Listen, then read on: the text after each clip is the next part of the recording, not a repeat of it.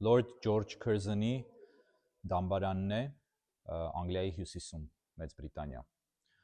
Lord George Curzon-ը խոշոր ազնվականական Curzon-ների ընտանիքից էր, սերում գնացել է, հաճախել է Eton-ի ամենաէլիտար դպրոցը Բրիտանիայի, ծնվել է 1859 թվականին և մահացել է 1925 թվականին։ Այսօր այս տարի լրանում է Lord George Curzon-ի մահվան 100-ամյակը։ Ինչով է կարևոր Lord George Curzon-ը Հայաստանի և հայերի պատմության համար։ Curzon-ը ըստ էության հայկական հարցի համար, Հայաստանի Հանրապետության համար և ցեղասպանությունից փրկված հայերի համար ամենախոշոր գործ կատարած բրիտանացի քաղաքական գործիչն է թերևս։ Քանի հոգի գիտեն Curzon-ի մասին։ Շատ քչերը։ Առաջին հերթին բնականաբար խորհրդային, հետո նաև անկախ ռուսական պրոպագանդան է, որ լռեցրել է ընդհանրապես յուրաքանչյուր հնարավոր հիշատակում Curzon-ի և ընդհանրապես բրիտանացիների դերի մասին, որովհետև անհրաժեշտ էր դեմոնիզացնել, հրեշավորացնել բրիտանացիների դերը Հայաստանի, դրական դերը Հայաստանի քաղաքական պատմության մեջ։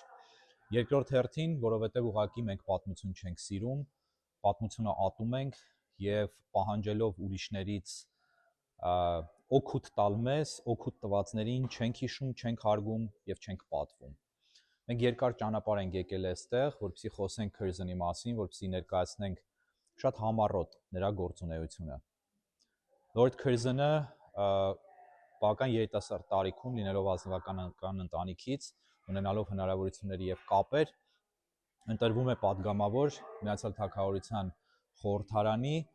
պահպանողական կուսակցության կողմից, անդամակցում է պահպանողական կուսակցությանը։ Այնուհետև շատ արագ կարողանում է վարչական կարիերա կառուցել իր համար և շուտով նշանակվում է Հնդկաստանի, որը այն ժամանակ ներառում էր այսօրվա Բանգլադեշը և Պակիստանը նույնպես, ահռելի Հնդկաստանի, հսկայական Հնդկաստանի Viceroy, այսինքն փոխարքա, ըստ էության և փաստացի ողջ Հնդկաստանի կառավարիչ կամ թագավոր, պատկերավոր ասած։ Անմիջապես երիտասարդ Lord Curzon-ը Հնդկաստանում դրսևորում է իրեն որպես մեծ հումանիստ, նաև մարդ, որը հետաքրքրված էր Հնդկաստանը վերականգնելով և Հնդկաստանի զարգացման ճանապարհի վրա դնելով։ Curzon-ը հանդես է գալիս բրիտանական նախկինում տեղ գտած ոչ շատ դրական վերաբերմունքը կասեցնելու օգտին հանդեպ Հնդկաստանի և հնդիկների, ինչպես նաև սկսում է հսկայական վերականգնողական և կրթական ծրագրեր իրականացնել Հնդկաստանում, կառուցում և վերակառուցում է հնդկական համալսարանները, սկսում է վերանորոգել և ավարտին է հասցնում հռչակավոր Թաջ Մահալի, որ այդ ժամանակ գրեթե ավերված էր, վերակառուցումը և վերականգնումը և հումանիտար լայնամասշտաբ ծրագրեր է իրականացնում Հնդկաստանում։ Տեղի բրիտանական մեկ այլ բարձրաստիճան պաշտոնյայի հետ կոնֆլիկտի արդյունքում, որի ընթացքում ի դեպ բրիտանական թագավորը, Միացյալ Թագավորության միապետը սատարում էր Curzon-ին, Curzon-ը այնուամենայնիվ հրաժարական է տալիս և հեռանում է Հնդկաստանից։ Վերադառնալով Մեծ Բրիտանիա, քիչ անց Curzon-ը նշանակվում է Մեծ Բրիտանիայի արտաքին գործերի նախարար, Foreign Secretary, այդ պաշտոնում Curzon-ը ծառայում և աշխատում է մինչև 1924 թվական։ Curzon-ը այս ընթացքում Բրիտանիայում նույնպես հսկայական գործունեություն է ծավալում, ինչ վերաբերում է Հայաստանին, ապա Curzon-ը ականատես է լինում հայոց ցեղասպանությանը, այդ ժամանակաշրջանում է աշխատում որպես արտաքին գործերի նախարար, Հայաստանի Հանրապետության ստեղծմանը, ինչպես նաև Հայաստանի Հանրապետության կործանմանը։ Եվ ինչ է անում Curzon-ը այս ամբողջ ընթացքում։ Ամբողջ ընթացքում անդադար, առանց մեկ վայրկյան կանգ առնելու և առանց որևէ գիծ փոխելու, Curzon-ը թե Բրիտանիայի ներսում սկսած բրիտանական խորհրդարանից, թե միջազգային հարթակներում անընդհատ առաջ է մղում հայկական հարցը։ Curzon-ը հայկական հարցը առաջ մղելուն տեսնում է հսկայական կարևորություն հումանիստական և բարոյական առումով և շարունակում է անընդհատ ընդգծել դա։ Curzon-ը նաև համագործակցելով և այս հարցում դաշնակցելով, ինչպես նաև տարբեր այլ հարցերում Միացյալ Նահանգների կառավարության հետ, մասնարարպես նախագահ Ուիլսոնի վարչակազմի հետ միասին անընդհատ շեշտում եւ շեշտադրում է բարոյական պատասխանատվության խնդիրը հանդեպ Թուրքիայի քրիստոնյա փոքրամասնությունների եւ մասնավորապես հայերի բազմաթիվ անգամներ իր ճառերում Lord Curzon-ը հատկապես խորհրդարանում արտասանված ճառերում բարձրացնում է այն թեման, որ Հայաստանում եւ Արևմտյան Հայաստանում եւ այդ ժամանակվա ինչպես նաեւ ներկայիս Թուրքիայի տարածքում ապրում էին 3 միլիոն հայեր եւ այսօր մնացել են միայն, այսինքն իր ժամանակ, ասելով այսօր, մնացել են ընդամենը 130,000-ը։ Եվ այս իրավիճակը անթույլատրելի եւ աններելի է։ Նախքան Սևրի պայմանագիրը Curzon-ը առաջ էր մղում հայոց ազգային տան, այսինքն Հայաստանի Հանրապետության ստեղծման գաղափարը, Հայաստանի Հանրապետության ստեղծման տարիներին մեծապես նպաստել է Հայաստանի Հանրապետության արտաքին կապերի հաստատմանը, հիմնել է դաշնակցային հարաբերություններ Հայաստանի Հանրապետության հետ, Հայաստանի Հանրապետության անկումից հետո Curzon-ը գտնվում էր բավական հայկական հարցի առումներով, գտնվում էր բավական հոգեճնշման մեջ եւ ստեղծված իրավիճակում չկարողանալով որևէ բան անել, որովհետեւ Բրիտանիա միայնակ չէր հետ պատերազմական շրջանի տարածաշրջանի վերաձևման հարցում, Curzon-ը այնուամենայնիվ շարունակում էր հումանիտար թեմաները առաջ բերել։ Սևրի պայմանագրի ստորագրման, մշակման եւ ստորագրման ժամանակ Curzon-ն իհարկե չհեղինակեց, հեղինակը չէր Սևրի պայմանագրի, բայց նախագահում էր պայմանագրի կազմակերպման աշխատանքները եւ ղեկավարում էր պայմանագրի ընթացքը, կազման ընթացքը։ Իհարկե Սևրի պայմանագիրը մեծապես ձեռնտու էր հայերին եւ այստեղ Curzon-ի դերակատարումը ահռելի էր։ Սևրի պայմանագրից հետո սկսվեց միջազգային իրավիճակը փոխվել, ինչպես նաև Թուրքիայում իշխանության էր գալիս Քեմալ Աթաթուրքը, գետնի վրա իրականությունը փոխվում էր, դաշնակիցները ներառյալ Ֆրանսիան եւ Իտալիան հակվում էին արդեն առավել զիջումների գնալ Թուրքիային, որովհետև հաշվի էին առնում գետնի վրա առկա իրավիճակը եւ սեփական ռեսուրսների սահմանափակվածությունը, եւ չնայած նրան, որ Բրիտանիան իդեմս Curzon-ի մղում էր Արևմտյան Հայաստանում առավել մեծ Հայաստան ստեղծելու օգտին քաղաքականություն էր վարում, այնուամենայնիվ դա արժանացավ ժամանակի մի քանի պետությունների կողմից ոչ շատ մեծ հավանության, որովհետև կրկնեմ, որ հաշվի էին առնում սեփական ռեսուրսների սահմանափակվածությունը, սպառվածությունը պատերազմի արդյունքում,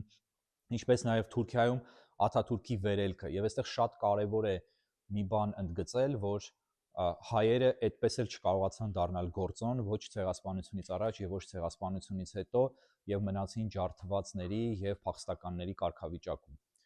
Եվ չնայած դրան Curzon-ը Լոզանի պայմանագրից առաջ էր մղում այն հարցը, որ պետք է ազգային փոքրամասնությունների շահերը պաշտպանվեն, մասնավորապես հայերի եւ նաեւ այն պատճառով, որ նրանք կրոնական փոքրամասնություն են եւ քրիստոնյաներ են Թուրքիայում։ Եվ չնայած Թուրքիայի խիստ ուժեղացած դերին արդեն Լոզանի պայմանագրի նախաշեմին եւ պայմանագրի բանակցությունների ընթացքում, որոնք շատ ծանր էին եւ շատ երկար էին տևում, Curzon-ին այնուամենայնիվ հաջողվեց ներգրավել պայմանագրի մեջ դրույթներ, որոնք իր ցանկության ամբողջ սպեկտրը չէին ներառում բնականաբար, բայց այնուամենայնիվ հումանիտար բնույթ էին կրում հայերի մասով։ Պիտի ասենք, որ Curzon-ը ամեն ինչ արեց, բայց ուներ խոշոր հիասթափություն եւ խոշոր ճնշվածություն, որ չկարողացավ ստեղծել առավել մեծ Հայաստան եւ որ Հայաստանը հետագայում Curzon-ը շատ բացասական զգացմունքներ էր ապրում այն կապակցությամբ, որ Հայաստանը չկարողացավ ինքն իրեն պաշտպանել եւ գերի ընկավ բոլշևիկներին եւ մասնատվեց թուրքերի եւ բոլշևիկների միջեւ։ Պիտի նշեմ նաեւ, որ Curzon-ը այն պետական գործիչն էր, որը ուլտիմատում ներկայացրեց Լենինին Իրանի մասով, Իրանը գրավելու կամ Իրանում իշխանության գոտի ստեղծելու առումով եւ Curzon-ը շատ ակտիվ հակառուսական քաղաքականություն էր վարում եւ նաեւ դրանով է պայմանավորված այն, որ հետագա պատմագիտության մեջ եւ հայկական սովետական պատմագիտության մեջ, ինչպես նաեւ հետսովետական պատմագիտության մեջ, որ դարձյալ բոլշևիկյան պատմագիտություն է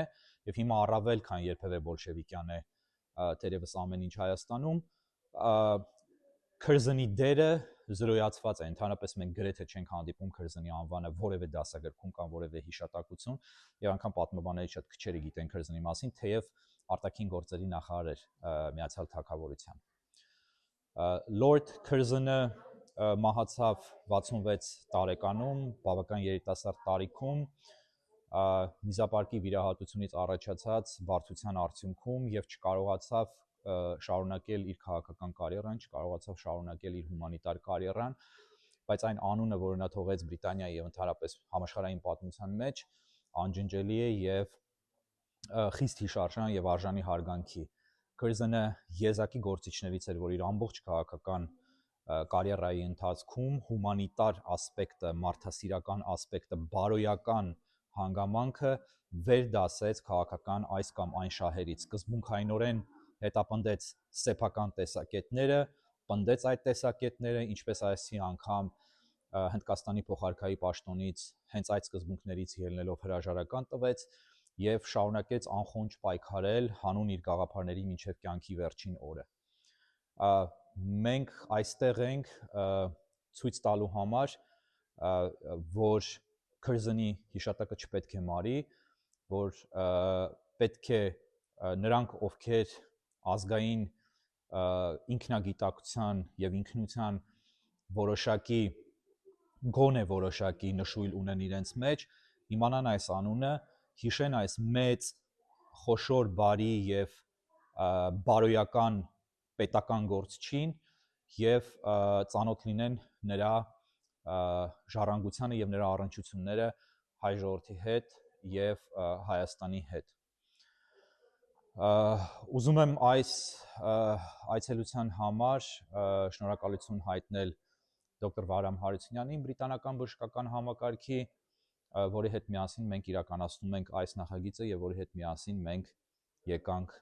այստեղ Քրզնի դամբարան։ Մինչ այլոց նշեմ, որ սա առանձին հսկայական տարածք է, հարևան պալատով, սա քրզնների ընտանեկան եկեղեցին է, կոչվում է All Saints Church, բոլոր սրբերի եկեղեցի, այստեղ թաղված են քրզններ, սկսած 13-րդ դարից, եթե ոչ ավելի շուտ, նախնիները, սկսած Sir Քրզնից, մինչև Lord Քրզններ։ Եվ սա ընտանեկան դամբարան է, քրզնի հատվածը փակ է, այստեղ նա թաղված է իր կնոջ հետ, այս գեղեցիկ մարմարե, անչափ գեղեցիկ դամբանի տակ, տապանակարի տակ։ Lord George Curzon 1859-1925 Derby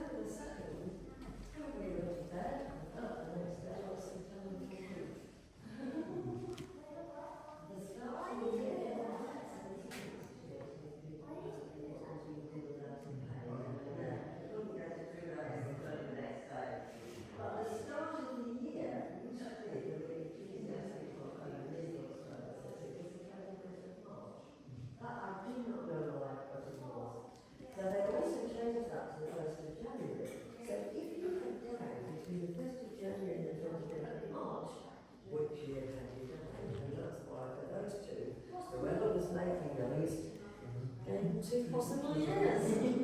And then, of course, that's why our tax year is the 6th of April, because if you take the 25th of March and add on 11 days, then the next day is the 6th of April. I mean, you would have thought by now they could have you know, got it right and made it the start of the year.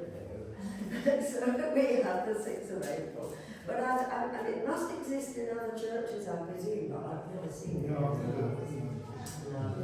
And of course, it would be because they were reburied, you know, the stones. And obviously then somebody who was doing it, well, I don't really know which is, both of them. Yeah.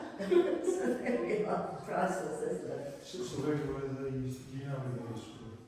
I don't know the date that they were put in, but it must have been after 1750.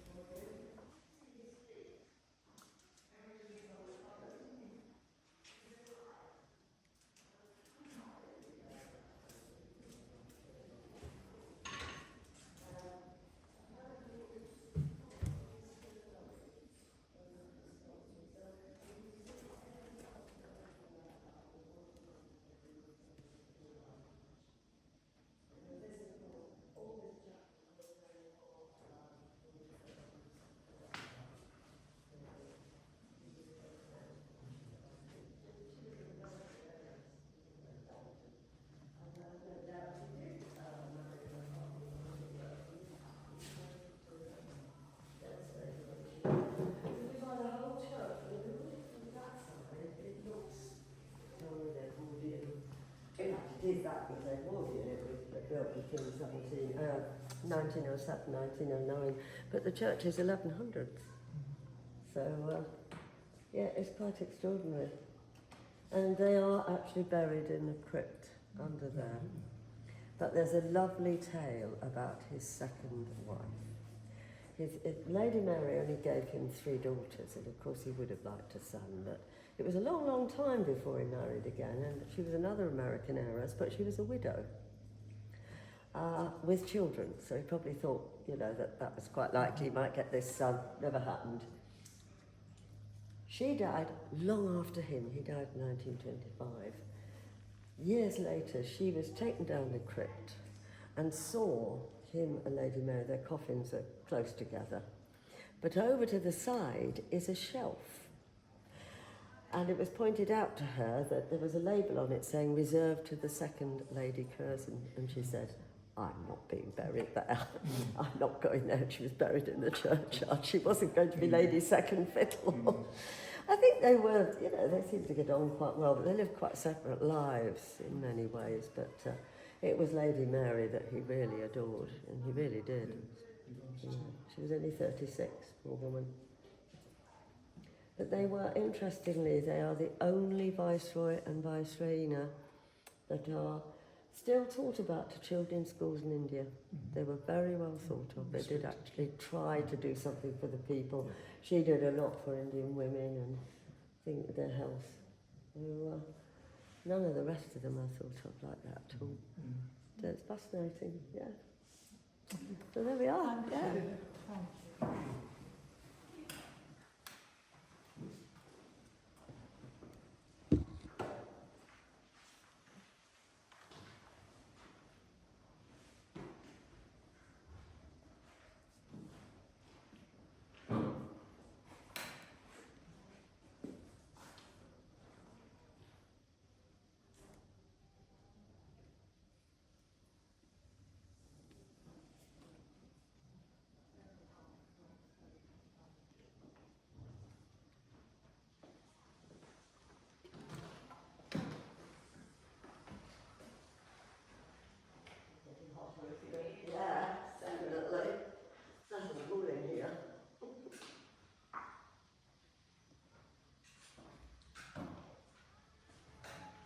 This green stone